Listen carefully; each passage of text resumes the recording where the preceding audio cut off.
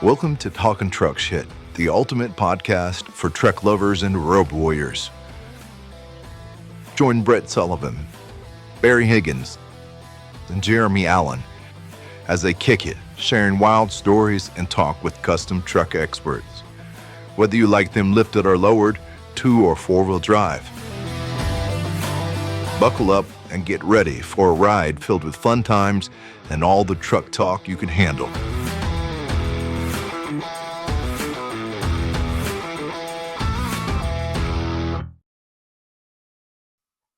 Welcome back. Another pod with the Talking Truck Shit podcast, and I'm Brett Sullivan, Barry Higgins, Jeremy Allen, and Bryan. Thanks for being back. Thank you, sir. Keep rolling with our discussions a little bit, and cover some things we didn't cover the last time with you. Was talking about, you have, and I don't know how you do it. With working with stuff at C10 Club Illinois and trying to grow it, and then, doing the work with the showdown, what we put together there, the time that goes into it, and then to look out there and see what you are doing. Of course, I know you've got more time in with it. You're appears to be a whole hell of a lot more efficient with things than I am, but man, you've got a lot of things going on, a lot of events, and it's not just the big things with the Southeastern Truck Nationals and Truckin' the Trace and GM Tailgate Tour, but there's also the toy drive that you guys put together. What else is there that you're doing? There's a pre-show season kind of get together. Yeah, we do. You guys have several different things a year. Yeah. Yeah. So is there what else is it that you've got your hands in with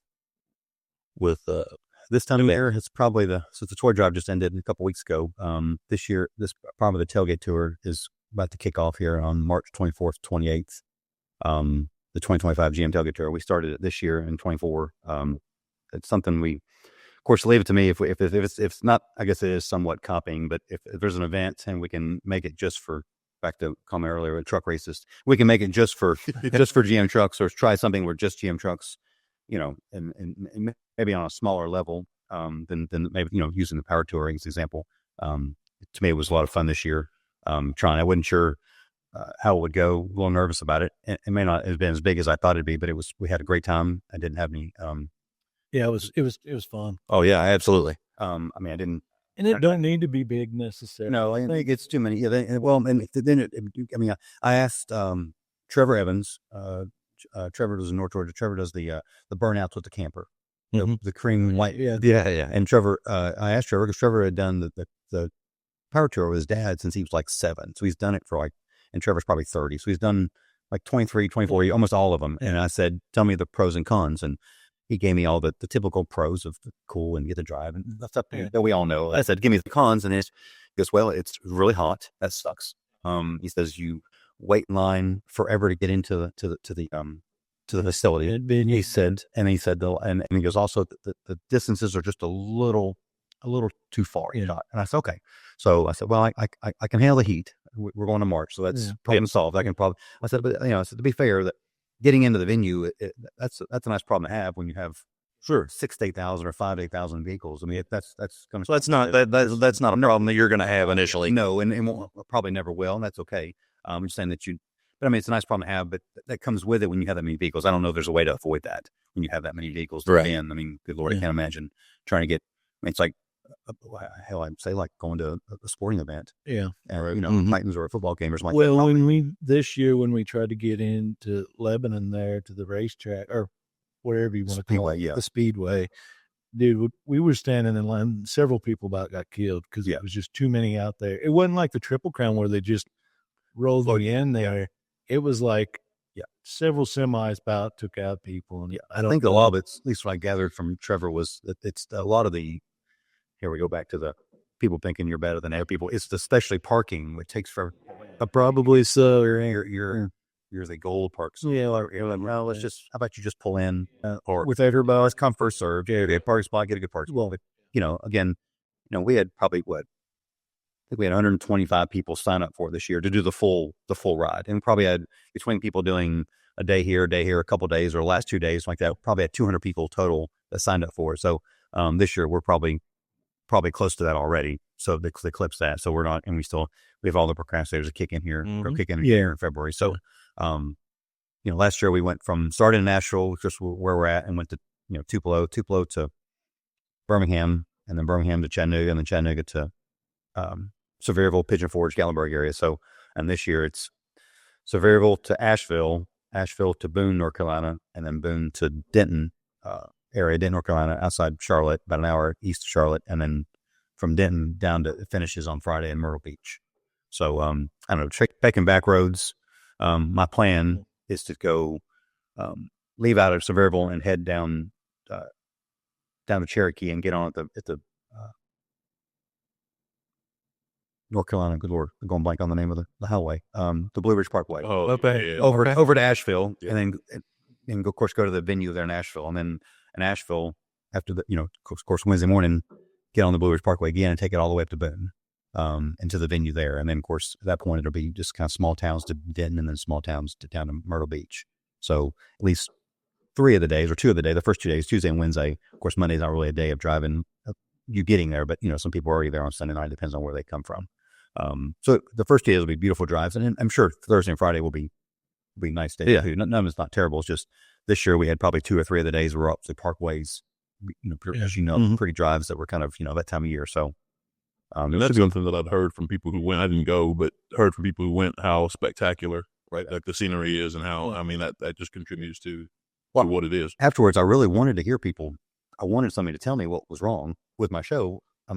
People line up to tell me something they didn't like, whether it be like the judging or something. Whether I wanted for it or not. Yeah. But I wanted to. I really couldn't find the only negative. I don't even call it a negative. Someone recommended it, so we changed it. Was someone didn't like the fact that we ran out of T-shirts, and I was like, well, we were a little nervous about ordering a bunch. I kept thinking, well, sure, if we only have 125 people do it, and every one of them has a buddy with them, and not some people drove alone, so people, I'd say probably half the people had somebody. You had Trisha, you had Melissa. So it just kind of like, well, so you get somebody to go, but they both may not buy T-shirts. Yeah, we ordered probably 175 T-shirts, and then they were gone. But we ran out of large, extra large first day. I went, well, crap. Yeah. So it's okay. This year we offered a T-shirt with registration, so guarantees you'd have T-shirt. Mm-hmm. If you don't buy one, it's fine. You may get one later on, but I just figured that may be the better way to do it that way. So that's the only negative. I wouldn't even really call it a negative, but that's one thing I really wanted people to tell me. We really didn't like this about it. Didn't like. Yeah, that's fine. I'll fix it. I don't mind fixing it if I can fix it. Sometimes you just go, no, it's just the way it is. Well, you're not going to please everybody, but we did. We enjoyed it because it was like there was no problem. It wasn't a show. I mean that's try to find things for people to do. I mean, I wish there was all kinds of automotive shops to stop at and tour while you're on the weather. And there was obviously the at Greening had one, and this year we have one at the leather company right there just south of Boone. So to stop in and do a little open house and but other than that, I wish. But it's the same thing. It's a laid back drive again, an hour, and try to make it within about 3 hours. If you just did not stop. Just 3 upright hours. Try to make it work. Exactly what I don't like about the Power Tour is you rush all day and there's not no time to hang out and eat dinner. Yeah. That's what y'all's Power Tour. Yeah. Because and getting in the venue takes a while to get into, so yours about done. Just a tick too far, and then it makes dinner time and the hangout time. It's almost takes away from everything kind of. It's almost like you ain't got time to hang out. I mean, I kind of want you to better roll in somewhere between 12 and 2. That gives you a good 2 to 5 or 2 to 6 to hang out there. If you want to, you can live. If you want to, you don't stay there the entire time. Yeah. But that gives people enough time to hang out and meet people that they again hadn't met before. Like we talked about before, it's kind of a good good time to meet people. I mean, there's probably friends again. Y'all met. I'm sure y'all met people that you didn't know, and you may be friends with them now. You may not be friends with them now. The best story of the week, of course, was the gentleman. I know he's already registered this year, and I'm going blank on his name. He called me Sunday from Arkansas and asked if he showed up, could he register? I said, yes, on Monday you can register for it on Monday for the entire tour. I said, but on Tuesday, if you want to come to Tupelo instead, because he's in Arkansas, it's probably a little closer. I said, you have to do day by day. I can't, you have to register every day. I can't do that. He said, okay. So you promised. I said, I promise. So he showed up as an AD 47 to 54 truck, and he had a little S10 bed on the back of it.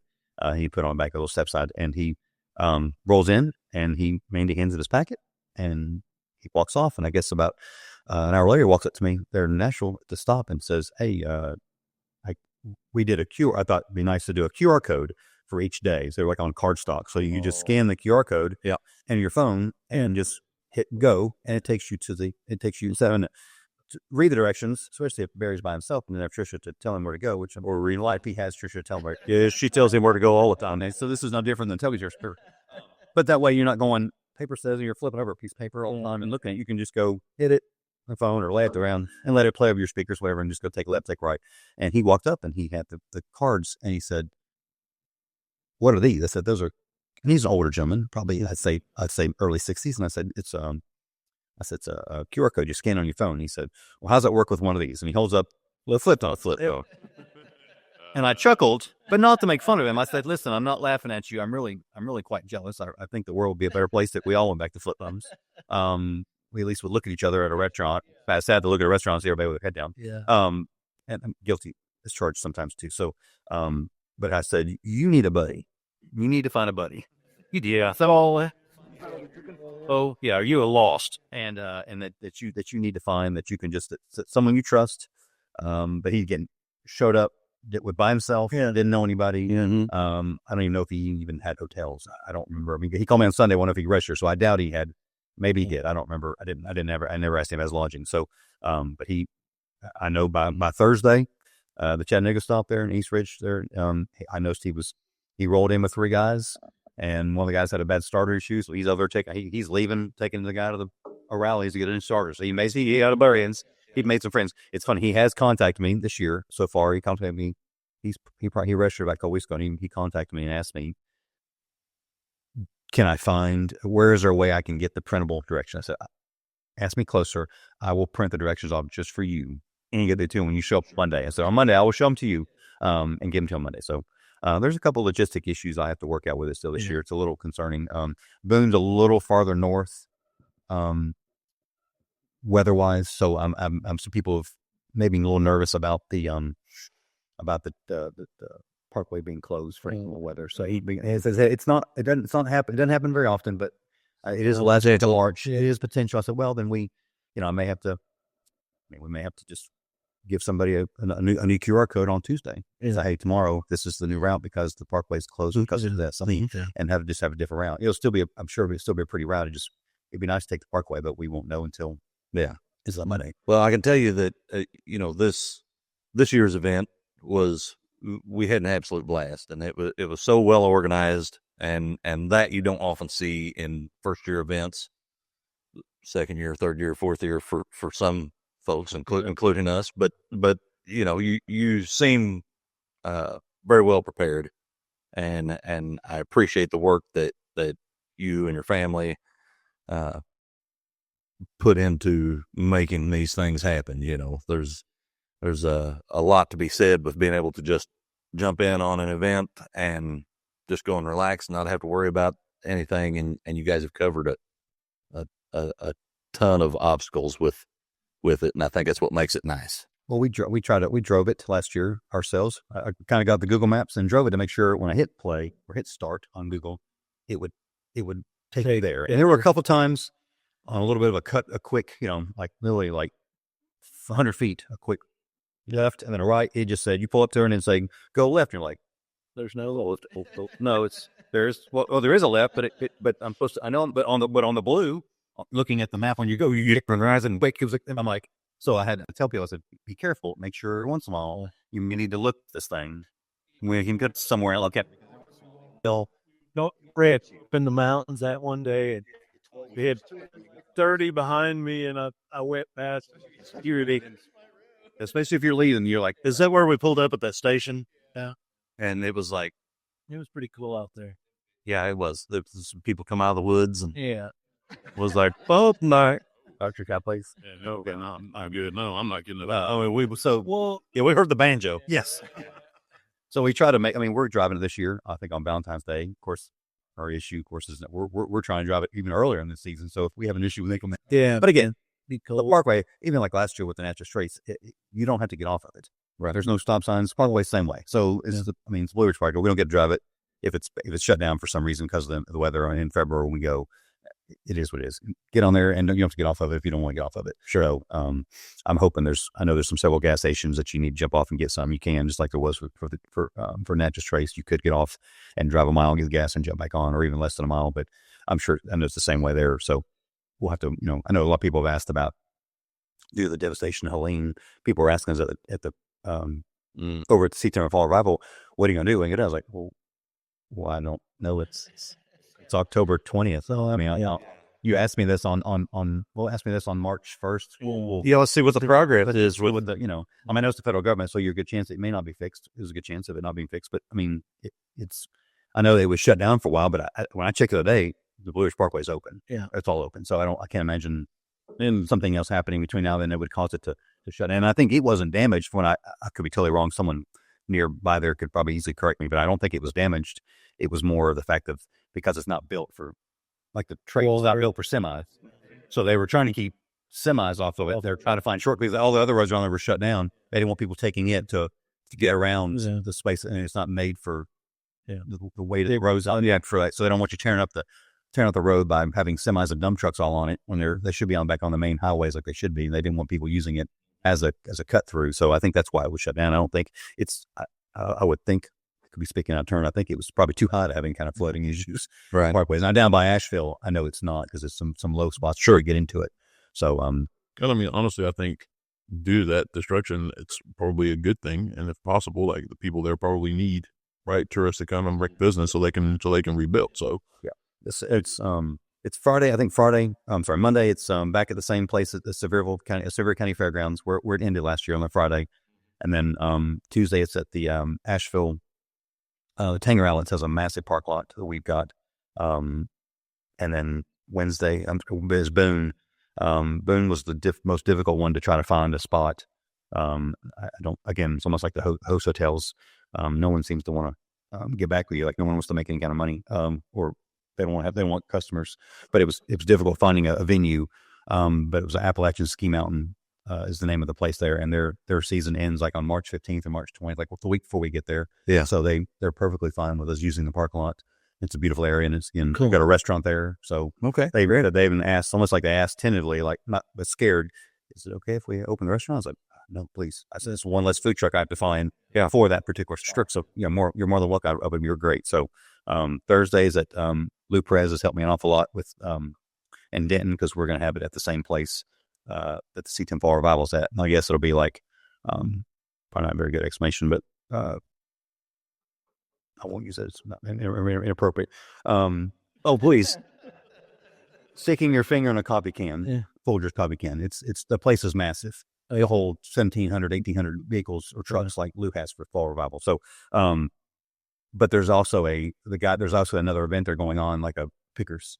I think massive. Oh, okay. That's humongous there. So that would be going on at the same time. Same weekend. So I've kind of partnered with the guy there doing it. So you need to make sure you leave room in your truck. I'm sorry. Yeah. Melissa's full of it. Yeah. There's enough room in her. Yeah. Because then what did she buy on the tailgate trip this year? A prosthetic leg. Yeah. So, we didn't make a lamp out of it. Not yet. But let me tell you this: it was great to see the look on people's faces, because I took while we were in Tupelo, I rolled the window down in the truck and like hung that thing out like I just had my leg hanging out the window, and people were driving by looking like, what the hell, Not only is his leg hanging out, but it's not a real leg. So you might need to get you a little small U-Haul trailer to rent from the Myrtle Beach Bay back to. What was the name of the restaurant we ate at, the dive bar? The Blue Canoe. Blue Canoe. Yeah, very good. Yeah. So the crack fries. Speaking of crack, I got to tell you about this. So we sit on the patio, and I crash the rear chair, and I crash the drug. We had a good pint. Well, we sit on the patio back there, and I don't even know who all was with it. Tim was with us, and Boris, Bill, and Bill. I don't know. There was probably 12 to 15 of us, and we see there's a group. Stephen, John, Stephen, Jack, yeah, and love us back there. But there was a group sitting at a table behind us, a large group of people, and they get up, and I look. There's a fella standing off to off to the side, like leaned up against a post, and maybe it was holding him up or whatever. But this group gets up and leaves, and this guy walks over and finishes every drink on the table. Yeah, you know, We did. I think all or none. yeah, it didn't matter. It's liquid. It's a liquid. And now I'm talking like drink it, like slammed it with natural slam. Right, he'll get in trouble. Well, he didn't want to get caught. No. But I bet he drank a gallon of stuff. So anyway, entertainment was free. Oh yeah, it was good entertainment. Blue Canoe's fantastic. Yeah. Did you try the Connie's? Was it? We do. Bread pudding. They have a Connie's bread pudding there. But they use the Connie's donut. The Connie's donut. Oh, it's good. No, we You go to Connie's donut? we did. Donuts? Yeah. We did. Yeah. What's the special there? The sweet blueberry donuts. Yeah, that's it. They only make blueberry. They don't have glaze on chocolate. It's just blueberry donuts. They're the only kind. They're yeah.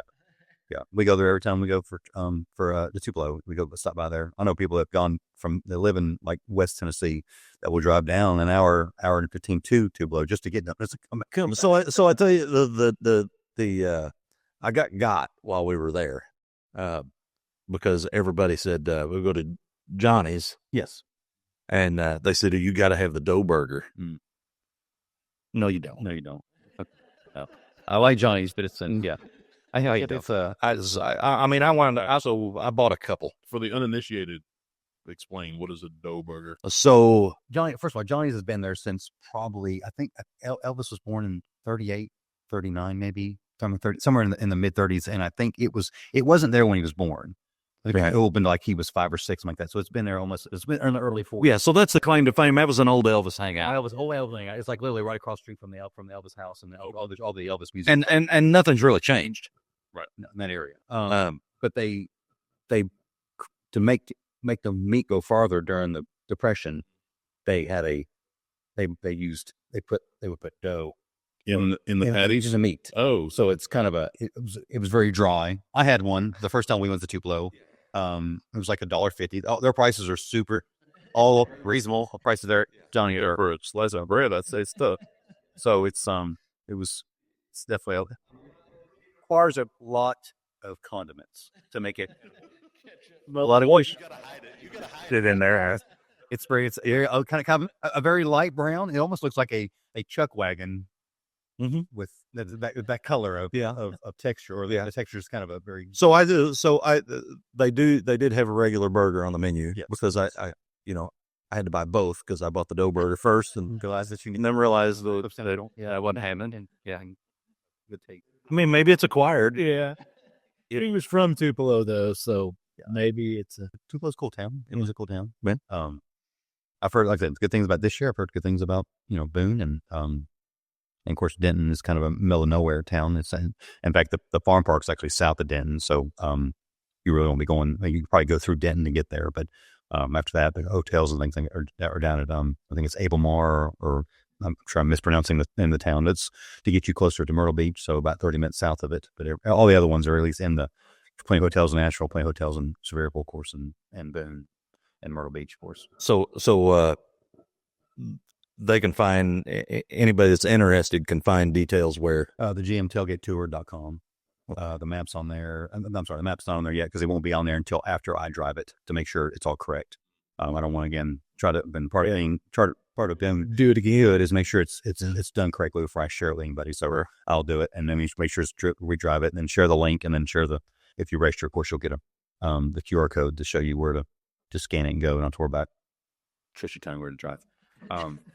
She's gonna do that. If I do it, then just if I were with you on the first drive, she would still tell me. She get on Life 360 and say you're going through. It's because she knows you. She knows. Yep. Was the meme somewhere up on the? I think it was a guy. I think it's a Chad Sexton guy at Louisville. What's the name of their? Is it Chad Life? His Instagram is great. It's a very clean kind of marriage thing. He always says, "I don't know how I drove my entire life until my wife rode me." I'm not sure how I make it in life without my wife driving. Yeah.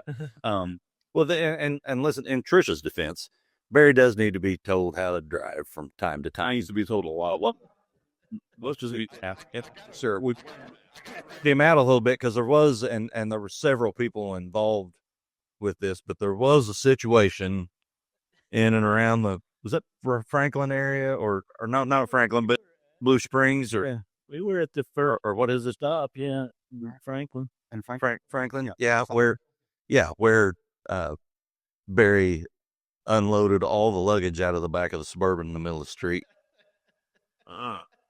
Nice. But I mean, we there were several of us following, so we unloaded people and picked up everything. Both lawn chairs, both coolers, beverages flowing in the roadway.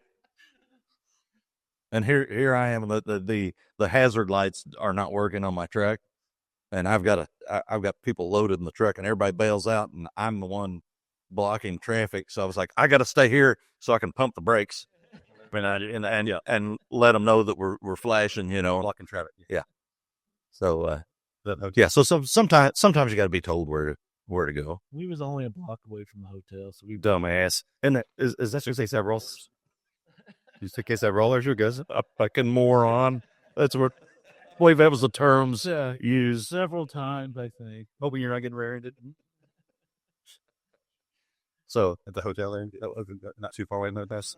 We're just going to dinner. Yeah, we were going to dinner. Yeah, we had to loop around. We had to make a U in the middle of the road. We'll burn out, and the door wasn't latched. I'm sure. Speaking of hotel, I'm hoping to release it today or tomorrow. The hotel, so at least some of them.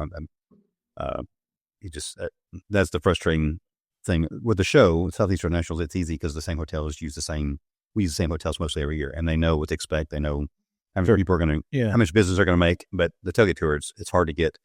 I think she told me, Shanda Williams, who does my lodging for the show and for the tailgate tour, says it's hard to get them to give you a room block for one night. Yeah. It makes sense, I guess. She goes, the first Monday night and Friday night, it's good because some people may stay in Myrtle Beach and come back on Sunday. You may stay, Friday and Saturday night. Yeah. Or I'm sorry, Friday and Saturday night, and may have to enjoy the weekend there, especially that time of year in March. It's not too warm. And then same with Sevierville. You may roll into Sevierville and Pigeon Forge area on Sunday night and stay Sunday and Monday. Yeah. She said that's the week during the week that she says that just the hotels are like they don't want your money. Bad enough, I guess. And so it's hard. Well, there's 25 rooms here and there because we're 40 rooms and try to get them all because no one gets back to her. Well, because they can't book them for somebody can't call in later and say I want to stay there all week, and they can say, well, you can stay here all week, but on Wednesday and Tuesday night you can't be there. But I guess I don't understand. My logic is if you get a confirmed one in the hand, one in the hand. I don't understand, but again, so I think she has everybody. Most of them. I try to get about 4 hotels at each stop. Some had 5. Some places had only 3. I try to look at hotels again. Try to be again. My wife, besides telling me how to drive, she likes to make sure that our lodging is not. Again, I'm not frou and trying to make it ain't gonna be the nicest hotel in the world, but somewhere that Sissy is. They'll sit in the head. Almost of us needs is a bed and shelves. Yeah. Let's be honest. That's not. You have to share. Right. There's one with running water and a water law.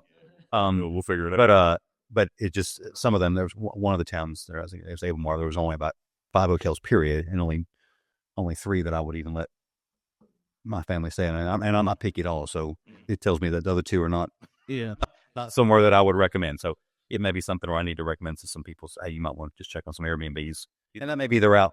That's a route I would recommend, especially if you're going in a group.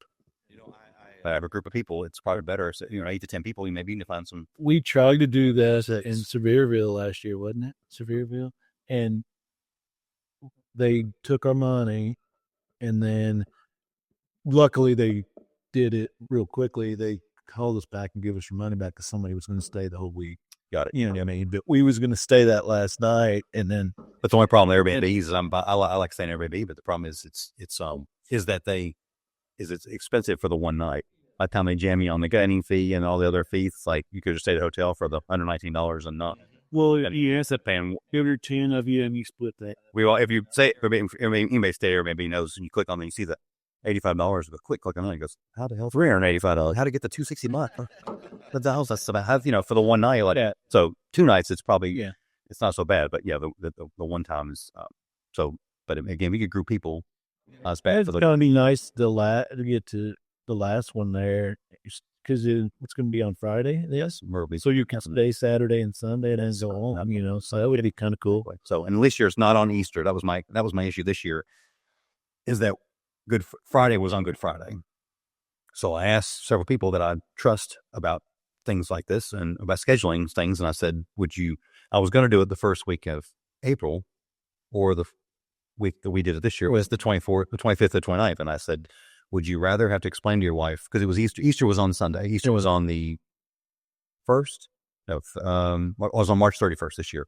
So I said, would you rather have to explain to your wife on Easter afternoon, about noon, going, I got to get to Nashville because it's to her church tomorrow. Can we hurry up and hunt these eggs? Or do you tell your wife, I promise I'll be home for Easter Sunday, Tailgate tour on Friday night or Friday afternoon. I'll make sure I'm back home. Yeah. And some people may not care. But so this year, I think it was the only year that I was like, of course, the first year I did it, this is more of a scheduling speed bump. But I think Easter's we're good for like the next 12 years for Easter. Comes back anywhere near that. So we'll address it. So by then, hopefully, it's just one of those we'll figure it out. I mean, it's either again back to it'll always just hopefully be on the Good Friday, unfortunately, but I think it's not always, because Good Friday this year is like in April, so we're good. So GMTailgateTour.com, that's where they can find all the details for that event and register. It's $125 for all 5 stops, or $30 for us each day. If you want to come, you just want to do the first 3. If you don't want to, you just go to Sevierville and Asheville and Boone and come on back. We can just do the first 3 stops at this $30 individually, or $125 for all, and then $125 get you the pass and the lanyard and stuff like that. And at the end, you have I don't want to use the word prize, but there is a giveaway for people that completed the entire thing. So long hauler, I guess, so to speak, kind of thing. So they haven't did the entire route. Okay. Great. So yeah, GMTailgateTour.com. That's where you can find out all the details on that. Your other larger event is Truckin the Trace. Truckin the Trace is a club event. Yeah. Yeah. Okay. It's usually the first weekend or second weekend of November there in Tupelo. Back to Connie's Donuts. That's the reason we do it. Just go to Connie's Donuts. And we meet kind of a multi-state C10 club event. We'll call it a show. I hate to use the word show because it shows. When I use the word show, but it better involve. I don't call Dino's a show. I don't call C10 Paul Revival a show.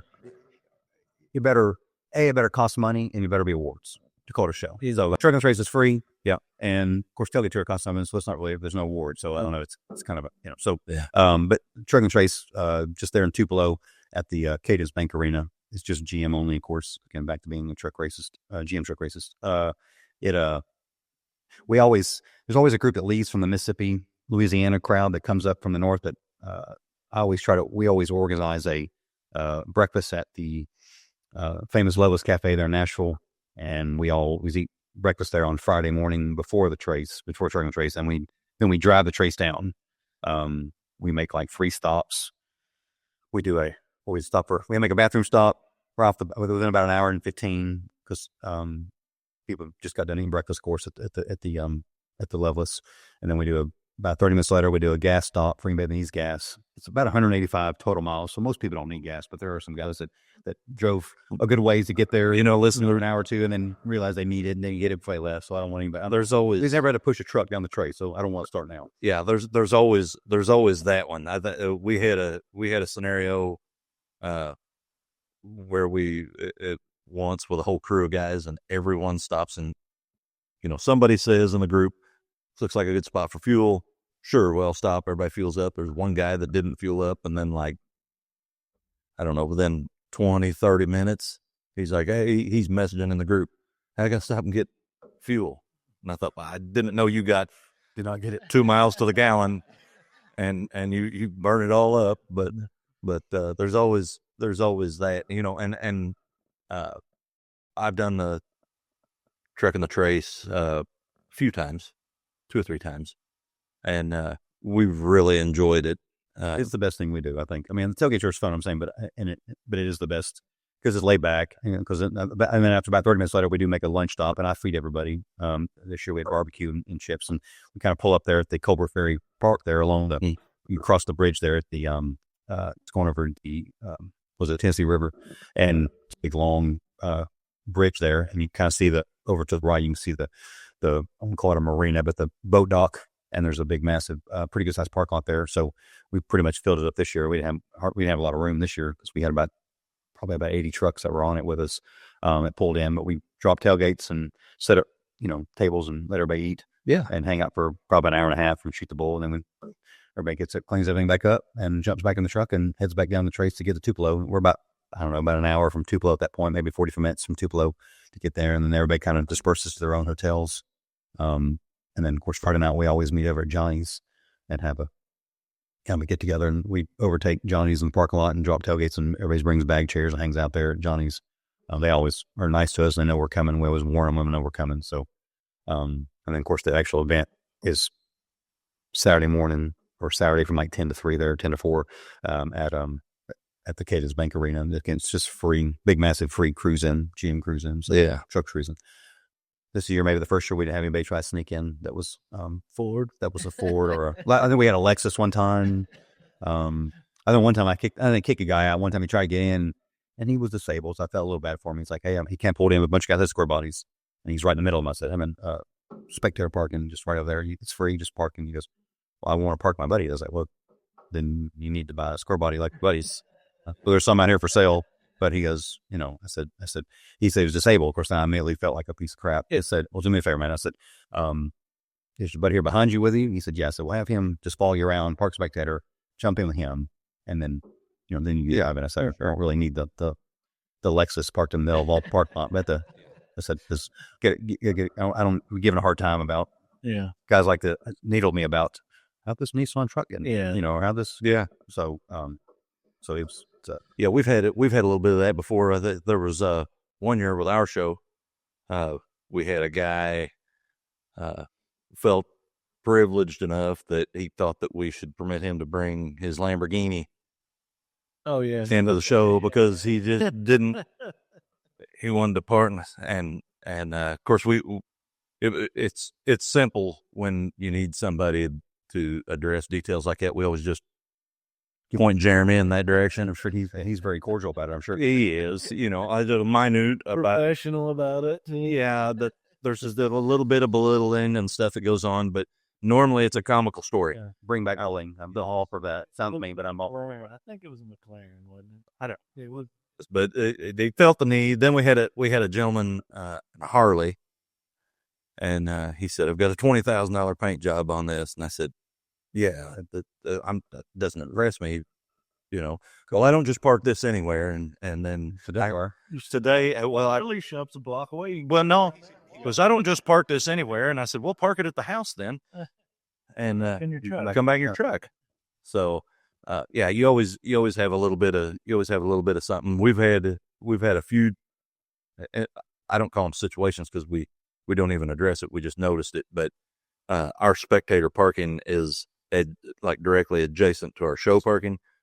And we've had several people that didn't want to pay the $20 that we charged to get into as a participant, but they'll pay the $5 for spectator parking, and then pull it up front row spectator parking, and hood up and outside, and what it's fine. It doesn't bother me. I just see it, and it's like, okay. Yeah, we had something similar like that at SC 10 years ago when it was at the Wiles Park. So we're talking 10 years ago, over 10 years ago. Same thing. He would get there early, pull his truck up, and got in the front parking spot and put a for sale sign on it. Again, didn't want to pay the $20. Said it was back then in Bull's tiny park where more people would see it. Yeah. He pulled up there right at the front. But I see that at Good Guys or something like that. You see, go for it and get up front and pull his like, sure. How Good Guys? Yeah, I don't want to pay $150 to get in either. I wouldn't either. But I mean, to pull up like that, and I mean, whatever. It's a lot. It just seems like I wouldn't want to get out of bed early just so you can. Yeah. To get on. Like people that they're bringing it in and out to Tennessee here in a couple. Sometime this year, 25 or coming up 25. And I'm sure there'll be people camping out. I live in and out too, but I mean, I'll wait a day. I'm not sure to sit out there for 3 days. Well, same thing. I don't. You made so much effort to plan to get the burgers and bragged all your friends on Facebook. Hey, I was the first one there. Okay. I saw that when I see the T-shirt you got that they gave you for being not too long ago. They opened What? They opened a Chick-fil-A. Okay. In Marion, and I saw the lines. I was like, it's 2 lanes, all the way around the building, and then like 2 blocks out the entrance. And I was like, I don't get it. I mean, don't get me wrong. I'll eat Chick-fil-A, but I'm not gonna get out there 2 blocks. More down, I'm camping out for something that But there are people that do that. I'm going to go on a story about my show this year that people that get there like crack of dawn and then get upset when you can't get in because you can't get in. I'm like, hey, it says 8 to 4:30, brother. It's okay. I mean, it's okay. But you can sit here. I don't mind you sitting here. It's your time, not my time. Yeah. Just don't get upset at me when you get there at 5:30 and don't get to get in. I told you 8. I'll let you in earlier if we get everything done. Yeah. But I can't let you in because what's going to happen is I'm going to let you in at 5:30. You're going to park and you're going to walk directly to that merchandise booth and go, why can't I buy a t-shirt? It's because it's 5:30 in the damn morning. And the ladies on here to work the booth because I told them I wouldn't open the gate till 7:30. So why the hell?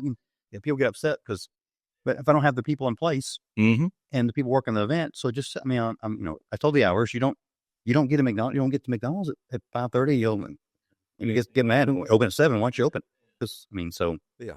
People get upset about getting there early. I get it. You're gonna be the first person. That's fine. I just don't get mad when you're there sitting there. Just don't get upset at me because I'm not going to let you in right away. Sure. But a guy a couple years ago fall asleep at the entrance. SC10. Hold his blazer right up to the gate where you couldn't open it. I couldn't let anybody in. Yeah. And Lawrence wakes up out there to camp because Lawrence runs the camping, and Lawrence walks out there and he calls and says, dude's over passed out. I said, I can't even open the gate because it opens out. Yeah. He said, so he had to go over and knock him up. I said, man, just do me a favor, back up. You can be first person. This is back when we used to take registration day of the show. Yeah. And pay. I said, just need you to back up. I said, we can't even let anybody in right now. I said, you're a little too far. We need to back up to the, but so I don't know. I had a gentleman, I will throw him under the bus. I won't throw him under the bus himself, but I had a guy this year, got there early this year on Thursday, and I allowed him to said he wanted to set a couple of chairs up. Fine. A couple people don't mind, again, drop trailers. I don't mind them coming in and parking a couple people. It's not a big deal. But he spent a good several hours setting everything up on Thursday, like getting everything settled and like he wanted, which is fine. I didn't care. Told him he could do it. It's fine. He left. But at 4:30 in the morning on Friday, first day of the show, he's there waiting to get in. And I'm like, well, why did you spend 6 hours yesterday setting everything just to show back up? You could have showed up at Friday morning here at 4:30 and got that same spot. I just didn't. But I mean, it's your time. It's not my time. It didn't make any sense to me that you would. But again, don't have nothing else to do. Nice man. He's a very nice guy. I didn't understand that. Well, I know and then wanted to get in, and I was like, no, not yet. Not till 8 o'clock until or 7. Again, I can open it early. We usually try to open around 6, around 7:30 or so. Lots of our people are in place. I don't mind because again, I can't let it get back up the road. So all right, back up. Right. Yeah, I know. When we go, when we come down there, it's always we're there Thursday through Sunday. But and some people drive their vehicle the entire weekend, like you drove it. That's your main transportation. Yeah. But some people want to come drop something off and drop a trailer, and they just that's fine. But it's just Yeah. So how about this? So at some point in time in your life, you kind of bit by the automobilia or the enthusiast type bug or whatever. So where does that come from with you? I didn't know. I was born in Lakeland, Florida. I'm 49. Born in Lake Florida. I lived there till I was 13, and then I moved up to Tennessee. My mom and dad got divorced when I was 7. I moved up here to Tennessee, and then actually in Cleveland, Tennessee area, but ended up settling a year later in Nashville, 13, 14. So then in the Nashville area, went to school in Nashville, Metro Nashville schools. That's what's wrong with me. Public schools, hashtag homeschool. Wish I was. But ended up, and I went back down to Florida after I graduated to stay with my dad for a little bit and I got a little bit of college in me before I came back up to Tennessee and went to college more. But I learned how to do brakes and stuff like that myself on a Ford cycling because it was always broke down. And end up I learned how to mess with vehicles just because I was learning how to do stuff myself, just save money. Yeah. So I think in 2003, me and Mandy got married in 02. And in 03, I was going to court. I've been a police officer since 2001. So I was going to court down Highway 761 in Springfield. And this gentleman had a yellow 69, bright canary yellow 69 long bed on the side of the road there for sale. And I came back in court and pulled up there and looked at it, and we ended up buying it. We lived in like a duplex at the time. We just got married. So this is probably late or early 02 or maybe 03. It was early 02, or I'm sorry, early 03, and end up buying it and tinkered with it a little bit there. I didn't know, again, I wish I knew what I knew now, of course, about some of these things like we all do. But and that was my first truck, first, 6772, I guess, and then started messing with it, and we built a house. And I remember I got a picture somewhere of it sitting in that driveway in that garage, but I didn't keep it very long. So just started kind of messing with them. I think if I got on the 6772 ChevyTrucks.com forum probably in March of 03 and started learning and meeting people. And then that led to meeting people. And then I think the first time we ever met anybody used to be a gentleman by the name of Tim Christian. He's still around. So I should say used to be, he's still Tim, owned Christian's Classics. And back then he was I wasn't the only one, but it was probably LMC. It was very few people, brothers probably. But back then Tim was out of Rogersville, Tennessee. So Tim was at all the shows in the South. He would go, whether it be Moultrie or whether it be the GMC Truckin' Nationals. He would come set up, and he mostly specialized in 6772. But we always park around his trailer. It was like the gathering point. We all park around here, hang out on his tent. Tim had five kids, and most of his kids were there hanging out with him. They were younger at the time. Now they're older, and it makes me feel old. But this is like the early 2000s. But I think he had gone to Frosty Wheels, which used to be a show there at the Ag Center in Williams County. They used to hold a big jacked up 4x4 show there, I think, still. But they're in Franklin, just down from where the Tailgate Tour started. And Tim was there, and we went down there. Halen was, we're talking like January 4th or 5th. Well, my daughter, Halen, turned 20 on Monday. It'll be 20 years in a couple weeks. So it was probably the first weekend in January. It was more of a show, but kind of more of a vendor. I don't know. I'm not sure what the point of the show was at the time. But he was there, and I met a bunch of guys on the board that were there for 4 or 5 young guys, and I just kindled a friendship with those guys. And then, led us, going to Maggie Valley and going to Pigeon Forge, different shows together and becoming friends. While we're Tennessee guys, and Tim sold his business sold everything to Key Parts. He works for Key Parts now, still works for Key Parts. Okay. Tim does. So I saw him at the Revival for a little bit. He's a good guy. So that kind of started my passion for the trucks, and now I have 5, which is too many. But yeah, I can't go below 5. So can't go. No. Yeah. So we'll let that lead into what projects do you have? What are you building? I got what are you fighting with? What do you want to throw everything wrenches at? Yeah, it's that now. In fact, there is nothing running correctly in my house. All 5. So that tells you what you need to know. I have a 65 C10. I'm fighting. I don't want to say the name of the company. Fighting with the air management system on. I've been fighting with it since May. It'll air up, and I can drive it. He was at the show. It's a 65 C10. It was a long bed originally, cut down by Russ Cunningham and Knoxville, Russ built and blended in, so it looks great. Awesome truck. Mother Nature took good care of it for the most part. It's on GSI. Z'd frame on the front, and it's on 22 Transits. Jason Bullock painted my wheels yellow to match the original yellow, so it's a cool truck. It's bagged. It's just not that I wish I'd gone coilovers, but I'm starting to wish I'd gone coilovers just because it irritates me with the bags, or irritating me with them. You buy the height sensors for them to be able to just go, and you buy this back of money, and so now I'm pretty much just airing it. I'll drive it. We can get in the truck and drive it today. It's not a big deal. It's just frustrating to get it to. I've been fighting with May. I'll get to the calibration and get to a certain point, and it'll go new problem. So I paid the guy last weekend. He had to come over. Literally, I was so mad. I made a post on the club page and said, I need you. I don't care. Don't call me. Don't text me and say, what's the problem? I can diagnose it. No, I want a person here. I want a body to look at and go, here. And he came over. He got it past the height limit issue. And now we're dealing with a range error. So I fixed that problem. Got all excited. That's the next one. And now it says wiring error. And it's like, if I had anything, I was so mad. So cold. They're sending me a new harness for some reason. I don't know So it's hopefully it gets fixed. My wife, we're just about finished with her 59 GMC that I bought up here in Illinois, probably about 2 years ago. 59 GMC with all the good chrome. 59 GMC, fleet side, short bed, big back window. Stole this out of my area. Stole out of your area. Lady had two. She had two Chucks. She had a 59 Chevrolet short bed, step side, small back window, and had a 59 GMC. Awesome, all that chrome. Yeah, the bullets on the front, which I believe I was told they're on. Again, never owned a task force truck or 5559, but one of the gentlemen told me that the bullets, I'm calling them bullets, only came on 58. I was like, okay, good to know. Did not know that. But it has a bullet. So it's a 59 truck, according to title, but it has the bullets in the front, all the chrome on the front. So she wouldn't part ways with both of them or with one of them. So I had to buy both. So got back. I remember pulling in the garage. Me and Lawrence went to go get it, rented a U-Haul truck. She gave me like 3 motors, a couple transmissions. This gentleman, her brother was buying it.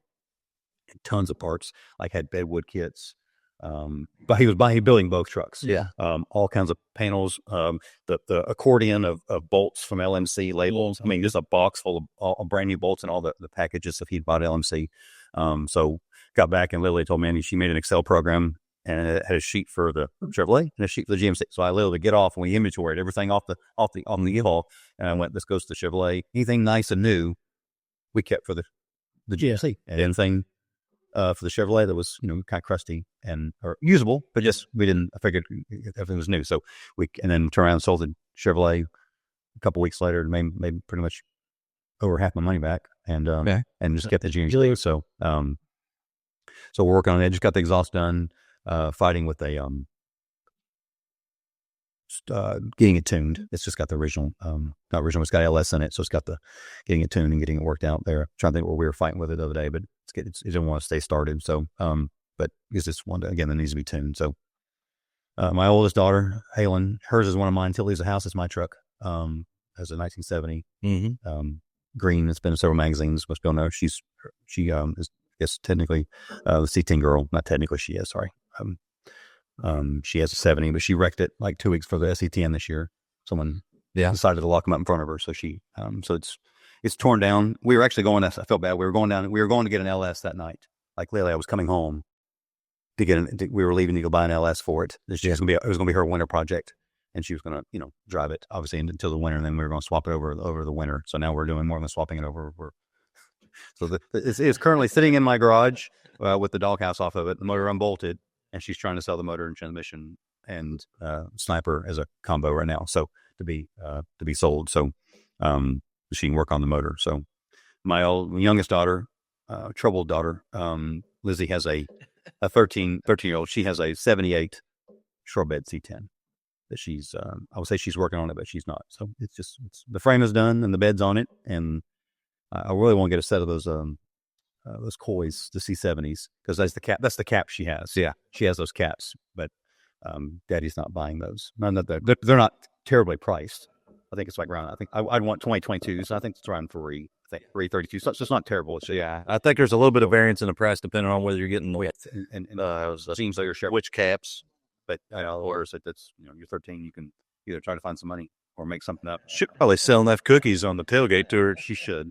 So, or she bullies somebody to give her some money because she's pretty mean. But yeah, her cab is getting ready to get sent off to Chris England Concepts to get the cab done. I've got all the metal work for it. So, all the metal patches, so he can knock it out. Then we just sit on there, and then it'll fast forward a little bit then. So, but she's 13. We're not in a massive hurry, but I know it all comes quick. So we're, and then the last piece of crap that I own is a 1969 C30 single wheel box truck, all aluminum, that I bought for the purpose of advertisement for the show or tailgate tour. Just kind of put a big sticker on the side of it. So I don't know exact the length of it, but I know it's 12 foot from the seat, the one single seat in it, to the back door. So it's fairly long. T-shirt haulers, what that is. Yes, and advertisement. So I've bagged it, and I put a flip kit in the rear, but I got helper bags on it. That's going to help me get out of my driveway because it's kind of long behind the wheel rear end, so it may scrape a little bit coming out of my driveway. The front, I just bought a kit from Boris about 2 months ago, one of the manual bags, manual valves, and just going to put manual all the way around it. But It's got 22-inch transits on it. You So could just put casters back there, couldn't you? I mean, it'd make it interesting. I've seen guys do that. Tailgate, and guy on the tailgate tour at the 55, big casters on his. Yeah.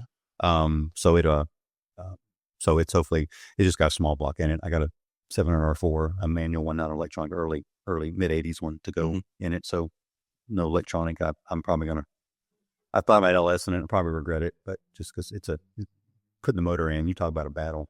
Lou had to put the motor in small block in the back of the truck, flip it around, push it all the way towards the front. Of course, it's got the like a van or a school bus, gone. Doghouse. Had to pick up the engine hoist, put it in the back of the truck, back of the van, lift it up, and center there. And the problem was it would only go so far. So we're literally, I think I'm literally underneath the hoist, pushing the motor at probably about a 45-degree angle with the chain, and she's trying to lower it. Yeah. At the same time, get to the into the cradle, because it was like, and I put square body engine mounts on it to kind of make it, a little easier to deal with. And it was just we finally got it in there, but then we couldn't get lined up to save our life. It was just it probably took us 4 hours just to get it lined up. The one side, one bolt in, couldn't get the other one. No matter how much I jacked it in, and tried to twist it, and would lift it up a little bit. Just as it's not going to be fun. But so I say I want an LS, fine, but the LS will never go in there because it won't be me putting it in there again. That's for sure. It was a battle for sure. So yeah, hopefully I'll get done. Hopefully this spring. That's my goal, but I don't really have much of a plan for it. And just drive it around. So not very far. It'd be kind of cool to take it on the tailgate tour, but it won't be done by then. So yeah, maybe next year in 26. maybe. Well, Bryan, you got anything else for us? No, sir. Man, I sure do appreciate you coming and hanging out with us. And I know it's a little bit of a haul to come up here, but you get a little bit of a drive and a good visit. So, sir, always good to see you guys. So, yeah. Well, thank you so much. And you've got Tailgate Tour, GMTailgateTour.com. Yep, March 24th to the 28th. Okay. Yes. Southeastern Truck Nationals. This is July 11th and 12th, and registration opens on January 11th. And where do they find it? At gmtruckshow.com. All right. And then Truckin' the Trace that's my problem. Not a problem. November 1st or the 8th. I don't know yet. I have to go around the Bank Arena parking lot. And they said they've got a concert coming, and the concert doesn't know which of those weekends they want. Okay, so you're going to put it's going to be the 1st or the 8th. Well, says, why don't you just go to the 15th? Well, that's weekend of Dino's, and I don't want to put anybody's, I don't want to step on someone's toes by nothing. So, and that's a club event, so they'll find the details on it and the socials. Yep. So was it in Tennessee or Kentucky, Mississippi, or Illinois? I try to make a post on it on all the club pages to let everybody know about the Truckin' the Trace. All right. Fantastic. Well, Bryan, thanks for joining us. Really appreciate it. And we'll catch you guys next time.